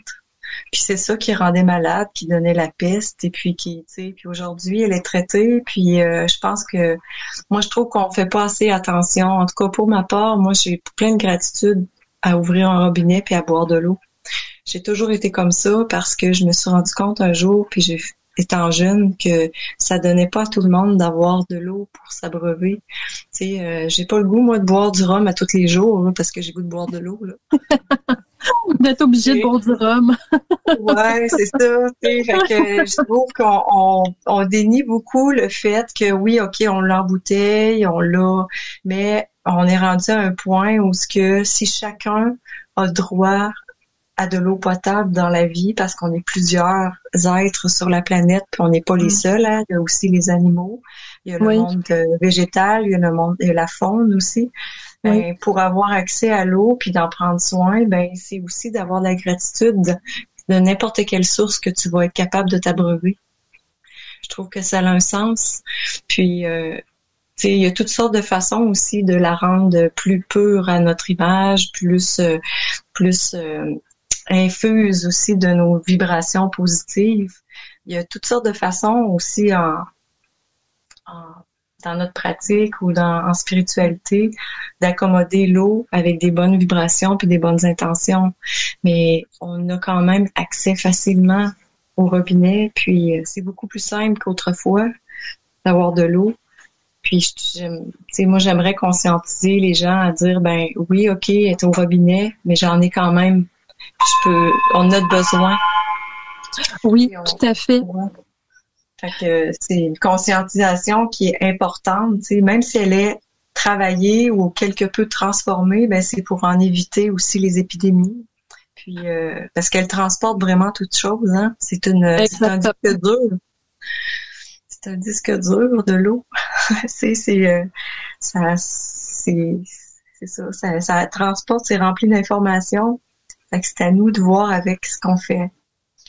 Oui, exactement. Qu'est-ce que je voulais dire? C'est ça. Moi, ici, chez moi, c'est un puits. Donc, je suis pas connectée, tu sais, toi, t'es plus en ville, tu es connecté au système d'aqueduc de la ville. Moi, personnellement, c'est un puits. Donc, il y a une veine d'eau qui passe dans mon terrain. Puis j'ai la chance de pouvoir la récolter. Puis on doit faire attention parce que l'été, comme l'été passé, on a eu des pas pires canicules et tout ça. Puis on voyait la couleur de l'eau changer parce qu'il y en avait beaucoup moins, tu sais. Puis il y a beaucoup de constructions qui se font autour de chez moi, pas proche de chez moi, mais dans les alentours. Puis il y a des gens comme ça qui se retrouvent à avoir une eau qui change, qui se retrouvent à sentir mauvais ou ce genre de choses-là à cause de la construction qui se fait autour, qui est comme très intensive dans mon coin malheureusement. Mais oui, même si on est au Québec puis qu'on est très chanceux d'avoir de l'eau partout, on n'est quand même pas à l'abri de ce genre de ce genre de difficultés-là au niveau de l'eau. Puis oui, elle est précieuse. Si je me trompe pas, je pense qu'il y a 1% de l'eau sur notre planète qui est consommable. Le restant, ben, elle est salée ou elle est pas, on peut pas la consommer pour diverses raisons. Mais c'est ça. Donc, elle est super précieuse. C'est elle qui permet qu'il y ait de la vie. Si on regarde toutes les autres planètes, ben, il leur manque un élément qui fait que la vie peut fleurir et c'est l'élément eau, bien souvent au-delà des températures, parce que on le voit ici qu'il y en a qui s'adonnent bien. Il y a des petites bactéries ou des petits insectes là, qui vivent dans les creux de volcans. On a des animaux, justement, ces animaux mythiques, ces créatures marines qui vivent dans ce monde parallèle de l'eau, hein, qui habitent dans les abysses. Donc, tu sais, la vie est capable de s'adapter. Mais c'est ce qui lui manque, c'est l'eau. Sur les autres planètes, oui, à cause de la température, entre autres aussi, là. Mais tout ça pour dire que c'est ça, s'il y aurait pas d'eau sur notre planète, ben ça ressemblerait probablement à la planète Mars ici en ce moment. Ouais, mais on sera probablement pas là non plus. On serait juste pas là. Ouais, c'est ça. Puis, tu sais, l'humain il boit que de l'eau douce, donc, tu sais, il faut. Puis, il y en a beaucoup aussi de l'eau qui est emprisonnée dans la calotte glaciaire, là.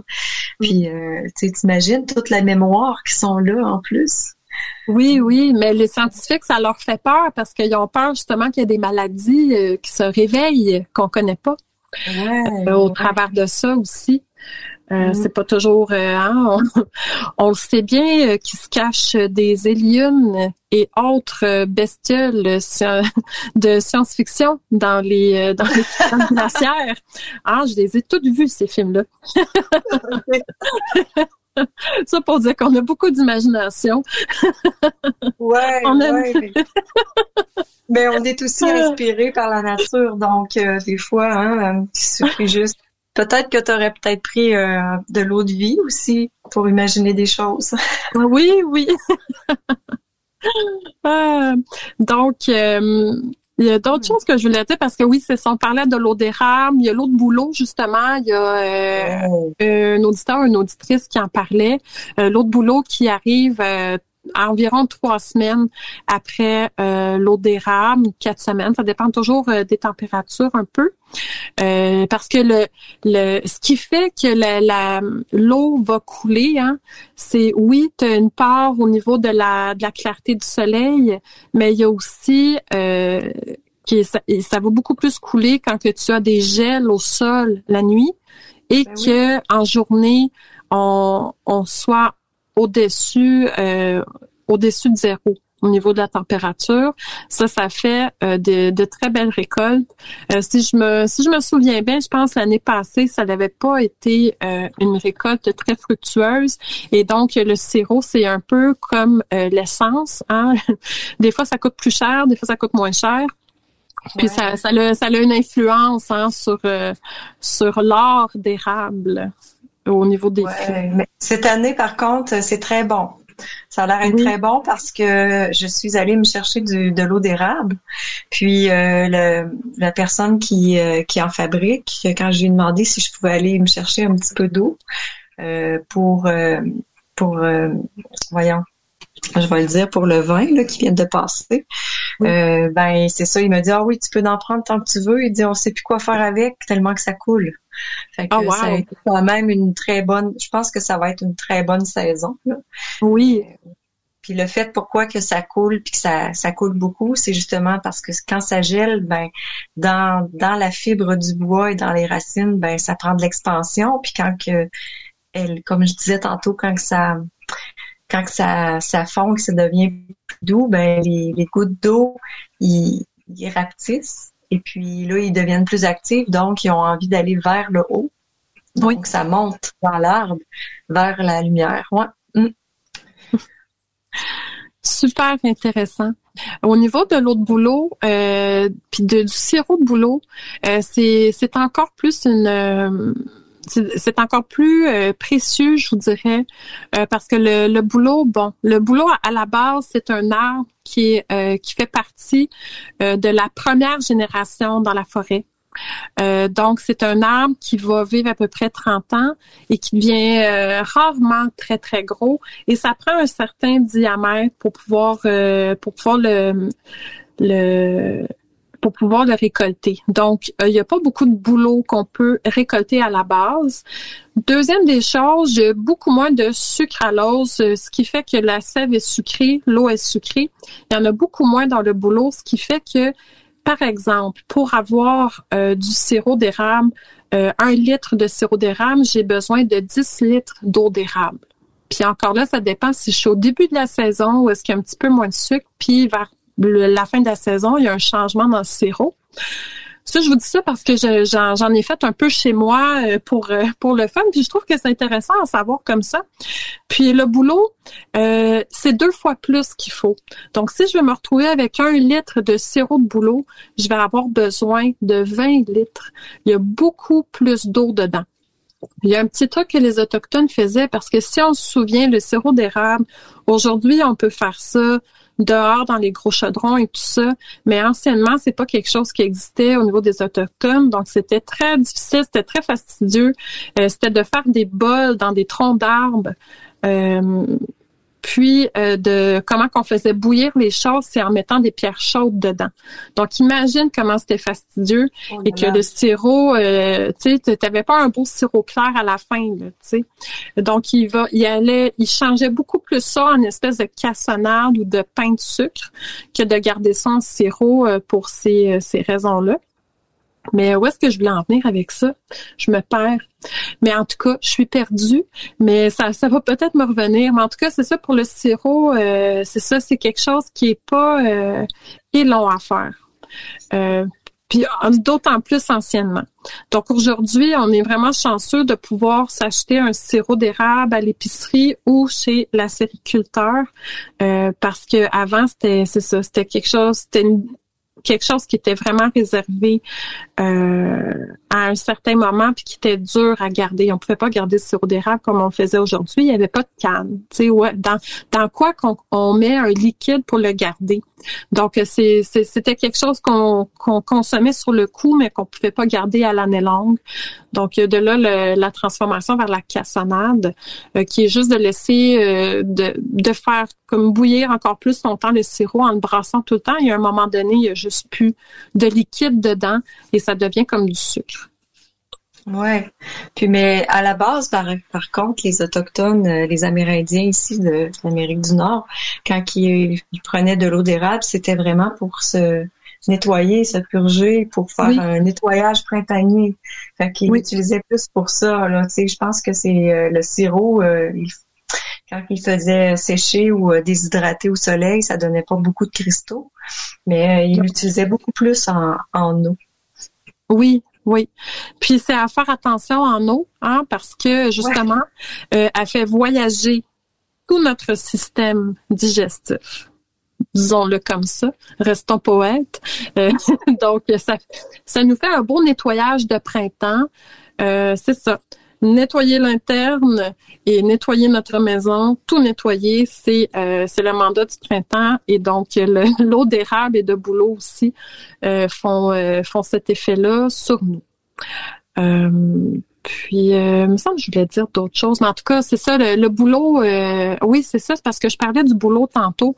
Donc, juste pour terminer, donc on voit que le bouleau, tu sais, c'est possible, mais c'est encore plus difficile et plus ardu. Et donc, dans ce sens-là, ça devient vraiment quelque chose de délicat qu'on va... quand on a la chance d'en avoir, c'est encore plus rare que l'érable à sucre, qui a vraiment cette particularité-là. C'est vraiment son mandat sur cette planète-là d'avoir du sucre. Et ça, c'est quelque chose qui est très rare dans notre forêt boréale, le sucre. Il n'y a pas grand-chose d'autre qui sucre autour de nous.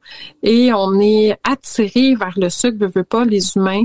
Ça, c'est un mécanisme de la nature pour pouvoir se perpétuer, exemple pour les fruits. Ça, on pense aux pommes. Si j'ai envie de manger une pomme, mais je vais laisser les pépins, le cœur de pomme, puis ces pépins plus loin. Donc, il va y avoir un pommier qui va pouvoir grandir là. Les petits fruits aussi ont toutes des petits, si on pense aux fraises, toutes les espèces de petites graines autour, mais c'est pour faire d'autres fraisiers, les framboises, les mûres. C'est le même principe. Donc, c'est pour qu'on puisse les transporter. C'est le but du sucre. Donc, l'érable, en ce sens, a vraiment quelque chose d'unique et de particulier, de nous offrir cette délicatesse qu'on aime, que la nature nous a fait aimer. Les douceurs de la nature. Oui, exactement.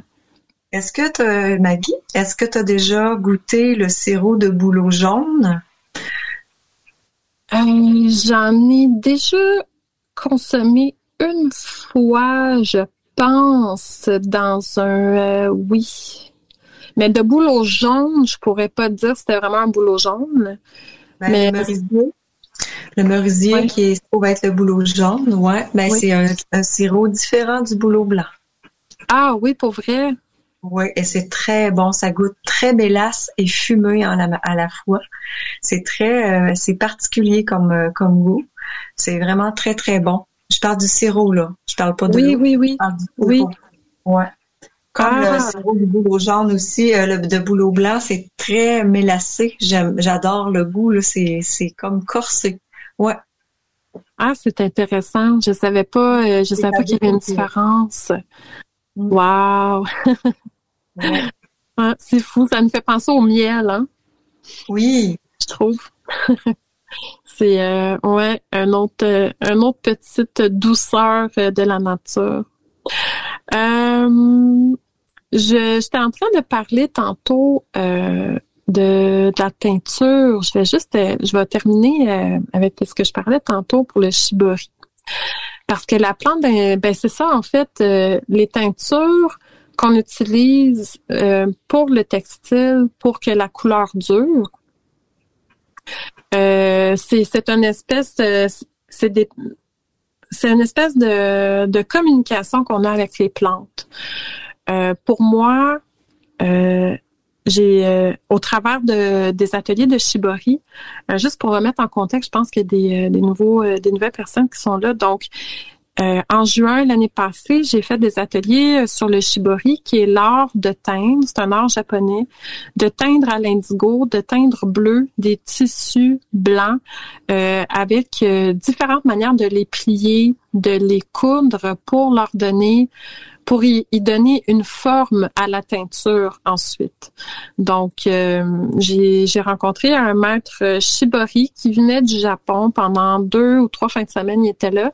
J'ai été à deux fins de semaine qui donnaient ces ateliers-là. Et forcément, il devait monter une cuve de teinture.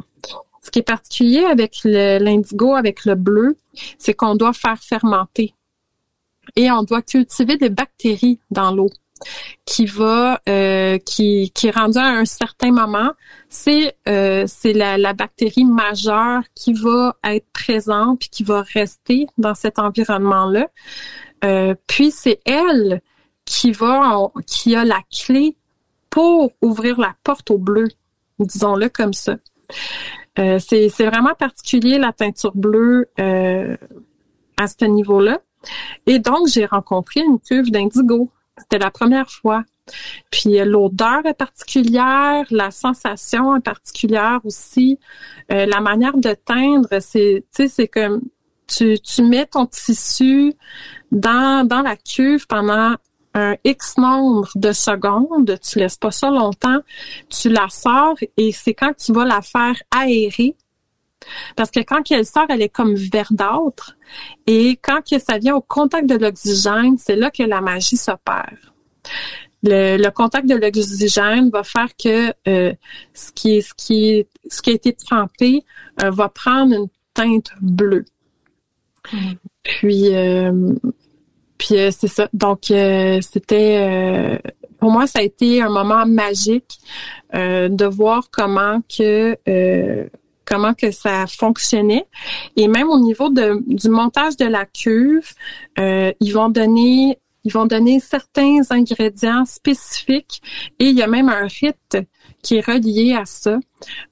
Puis ils vont pas juste mettre de l'eau, ils vont donner aussi du saké. 2 raisons, pour les ferments qu'il y a dedans, mais aussi pour offrande. Comme offrande à la cuve d'indigo, on pourrait dire, à qu'est-ce qu'ils vont faire vivre pendant ce temps-là. Donc, c'est ça. C'était juste pour compléter tantôt, pour faire le tour de ce que je disais. Oui, puis c'est ça, fait que chaque plante a sa particularité par rapport à la teinture. Et au final, on va toujours utiliser de l'eau parce que comme on disait un peu avant, l'eau, c'est un transmetteur. Les pigments sont paresseux, ils voyagent pas. Ils vont juste voyager s'il y a de l'eau.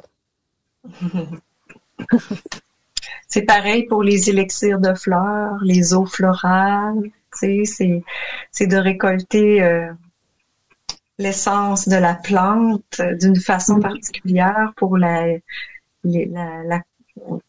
capter, la rendre immortelle aussi. Oui. Ben c'est ça, quand on parle des tisanes ou quand on veut travailler une eau en particulier pour les travaux, elle va capter la couleur, mais ça va capter aussi les odeurs. Comme tu parlais aussi, ça va capter l'âme de ce qu'on désire mettre dedans par rapport aux plantes, par exemple. Comme un travail d'équipe. Oui, c'est ça. Travail d'équipe avec la plante. Ouais, exactement. Puis au travers de ça aussi, ben on a plusieurs eaux qu'on peut ramasser. L'eau de pluie, forcément. On peut s'aligner avec la phase lunaire qu'on désire par rapport à la pluie. Une eau de tempête aussi, qui va être comme chargée en électricité, qui est chargée de l'élément air, de ce qui est venteux, de ce qui bouge et tout ça.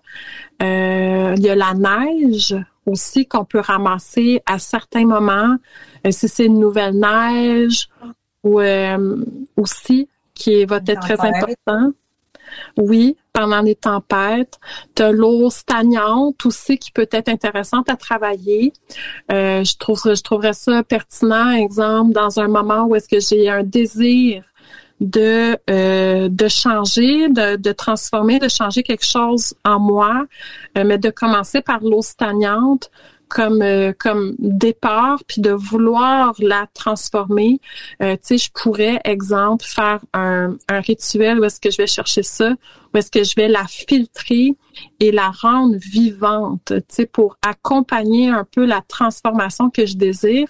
Et au travers de ça, ben, ce que moi, je veux en moi, puis de pouvoir le manifester dans la matière. Ouais. Fait que c'est comme une eau qui peut t'accompagner tout le temps. Tu sais, quand on fait des élixirs de fleurs, on dépose des fleurs avec des cristaux, on ramasse avec des cristaux des petites fleurs et on les dépose sur l'eau, puis on laisse le soleil s'en occuper pour faire infuser l'essence de la fleur même dans l'eau. Puis pour l'activer, il faut la diluer d'un flacon à l'autre et de l'agiter pour activer les molécules pour qu'ils soient dynamisés de la force de la plante, de son essence. Fait que ça aussi, c'est quelque chose qu'on peut faire si on ramasse de l'eau lunaire ou qu'on consacre de l'eau pour un tel travail spirituel ou intentionnel, de l'activer en la brassant, ben ça aide aussi l'intention que tu y mets dedans, donc elle devient plus dynamique. Ou on peut faire le contraire, on peut la rendre plus calme, plus stagnante. Oui, ouais. Super intéressant. Il y a aussi, quand on récolte les plantes, j'ai un amoureux alchimiste qui aime bien se faire, entre autres, ses parfums, ces genres de choses-là. Et il va faire des distillations, justement, pour aller chercher des hydrolats, qui est l'eau de la plante en tant que telle, qui va aussi se diviser avec son huile. Et ça aussi, l'huile, ça me fait penser justement à une méthode de divination. Ben, tu as plusieurs méthodes de divination par rapport à l'eau. Et il y en a une, entre autres, qui est d'avoir un bol d'eau et de faire tomber des gouttes d'huile et de lire ce que ça fait dans l'eau. Ça a été même fait dans des temples dédiés à des déesses ou dieux ou êtres mythologiques reliés à l'eau. J'ai lu ça brièvement cette semaine, donc j'ai comme pas les noms exacts, mais c'est trouvable sur les internets. Mais c'est ça, fait que t'avais des temples avec des grands espaces, des fontaines même, où est-ce que t'avais des personnes dédiées à ce temple-là qui étaient consultées pour de la divination et qui utilisaient ces espaces-là. Puis là, je dis ça, puis là, je lance des petits trucs comme ça, mais pensons aux fontaines. Les fontaines, qui est un univers absolument fabuleux, où est-ce on peut lire dans certaines histoires, exemple, dans les histoires du roi Arthur et de la table ronde. Il me semble qu'à un moment donné, il y a une fontaine. Parlons encore de la fontaine de Jouvence. Oui. Hein? Qui, pour garder notre jeunesse éternelle, pensons au Graal et à ce qui transforme le liquide qui le porte. Donc, tu sais, on parle de l'eau, mais il y a aussi le contenant, qui a quelque chose de très important et symbolique souvent. On peut parler, il y a Robert, je pense, qui disait que Jésus était très intelligent de changer l'eau en vin avant de la boire, qui m'avait fait bien sourire tantôt. Y a-t-il d'autres choses qui te viennent à l'esprit, Kat? À propos de l'eau, de la transformation de l'eau, que j'aurais peut-être noté. Qui me vient à l'esprit. Fait que c'est ça, il y avait la fontaine de Jouvence, mais ouais, j'essaie de me rappeler parce que j'étais très fan des histoires d'Arthur, puis ça m'échappe. Il y a quelque chose qui se passe sur le bord d'une fontaine, mais bref, c'est les bords les fontaines, c'est il y a plusieurs fontaines mythiques. On a aussi cette habitude-là, quand j'étais petite, il y avait un endroit où est-ce qu'on faisait ça, dans un centre d'achat. Et j'imagine que à peu près tout le monde a déjà fait ça, lancer un sou dans une fontaine pour faire un vœu. Ouais. Hein? Oui. J'affirme, je l'ai fait souvent. Tu l'as fait aussi, ah oui. Ah, je peux vous dire c'est quoi mon vœu. Moi, c'était toujours la paix dans le monde. Ah oui, j'ai souhaité ça vraiment souvent dans ma vie, ou que ma famille soit en santé, ce genre de choses-là. J'ai jamais souhaité de bonbons ou de trucs comme ça. Sage Maggie. Ben oui. Je me demande bien c'est quoi que les enfants en général ils demandent. Faudrait faire un petit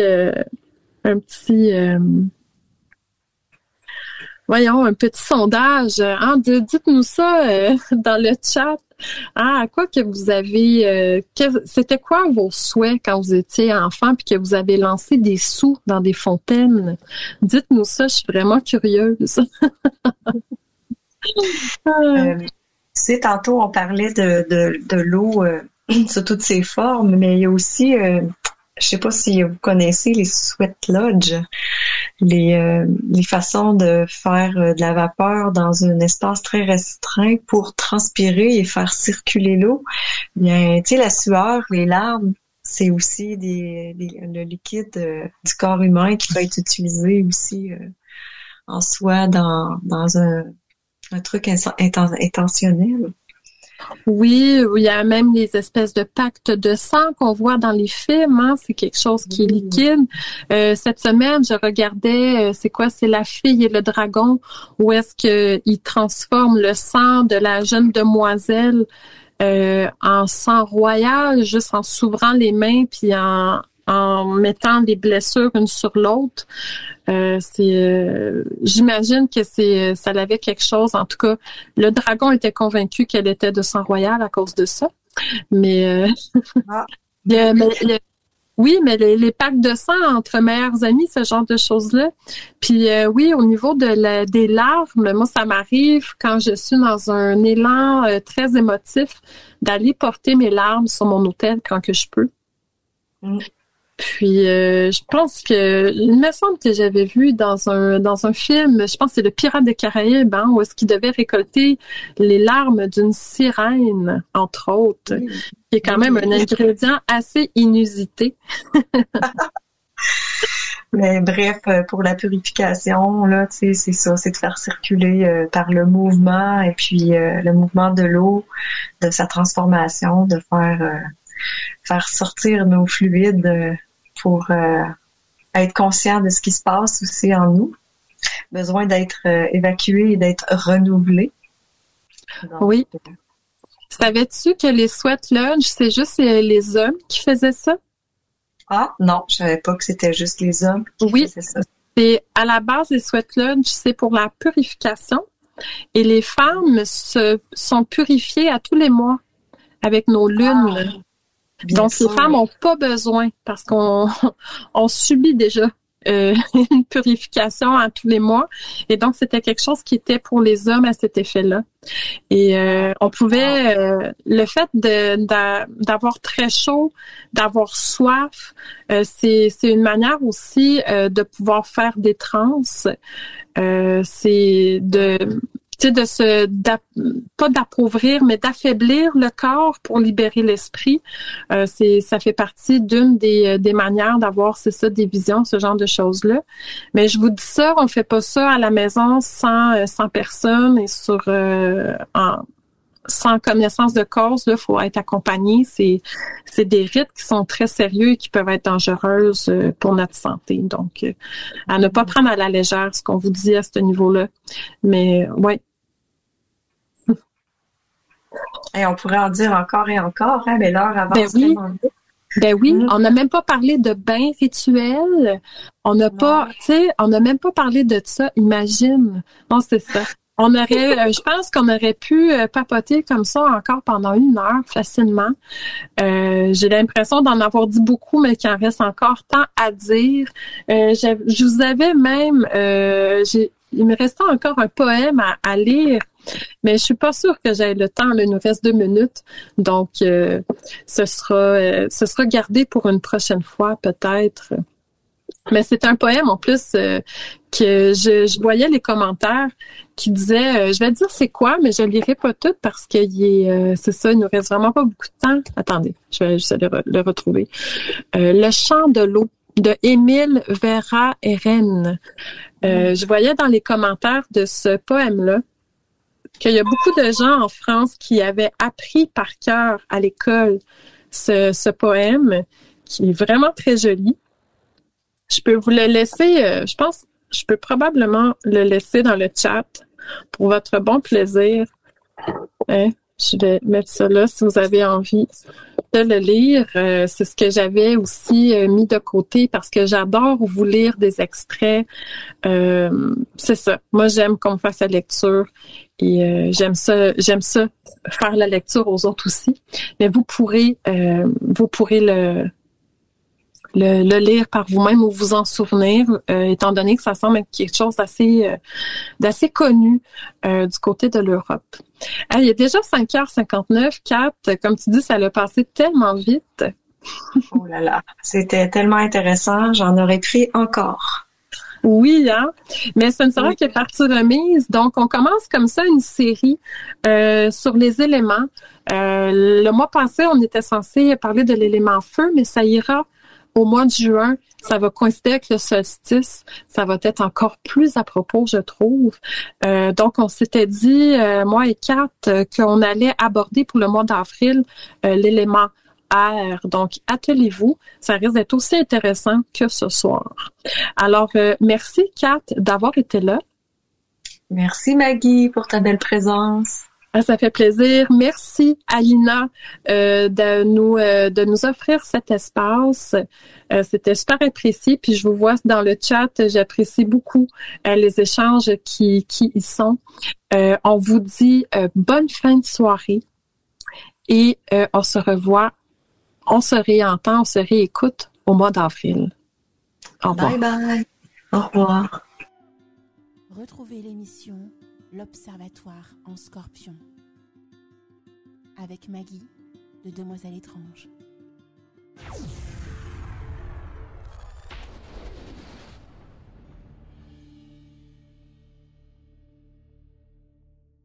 Ambiance zen et magique sur Radio Antasia.